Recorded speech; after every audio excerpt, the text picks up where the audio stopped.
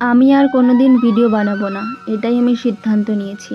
আজকের ভিডিওতে লাস্ট তোমাদের কাছে কিছু কথা বলে আমি চলে যাব, আর কোনোদিন আসবো না তোমাদের সামনে। 5 বছর ধরে ভাড়া বাড়িতে থেকে নিজের এত দরিদ্রতার মধ্যেও আমি ওদের পাশে থেকেছি। কোনোদিন এমন হয়নি যে ওদেরকে না খেতে দিয়ে আমি নিজে খেয়েছি। এই অবলা বাচ্চাগুলোর সাথে ছোট ছোট মুহূর্ত, ওদের যত্ন নেওয়া, সেবা করা, সবকিছু তোমাদের সাথে শেয়ার করতাম।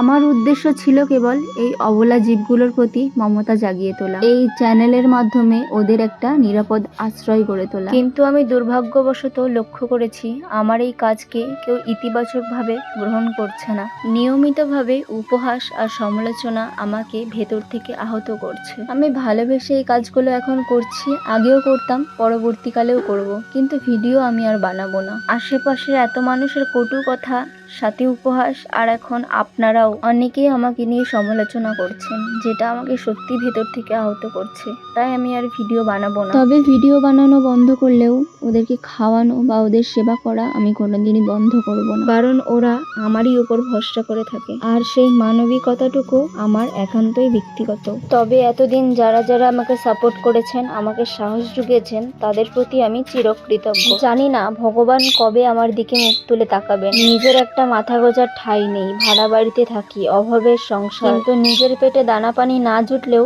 এই অবলা বাচ্চাগুলোকে না খাইয়ে রাখতে আমি পারি না। সোশ্যাল মিডিয়ায় এই যুগে সস্তা বিনোদনের ভিড়ে আমার এই নিঃস্বার্থ লড়াই কি একটু নৈতিক সমর্থন পাবে না? আপনাদের একটু ভালোবাসা আর একটু সাপোর্ট হয়তো ওদের জীবন বদলে দিতে পারে। ঠিক আছে, এসব কথা তো আর বলে লাভ নেই। আমি তো তোমাদেরকে বললাম আমি আর সত্যি ভিডিও বানাবো না, কারণ আমি দেখলাম ভালো কাজের প্রতিদান শুধুই অপমান। কারণ আমি জানি এবার অনেকেই হয়তো খুশি হবে যে আমি ভিডিও বানাবো না, কারণ এটাই অনেকের ইচ্ছা ছিল। চলো, তোমাদের ইচ্ছা তাহলে পূরণ হয়ে গেল।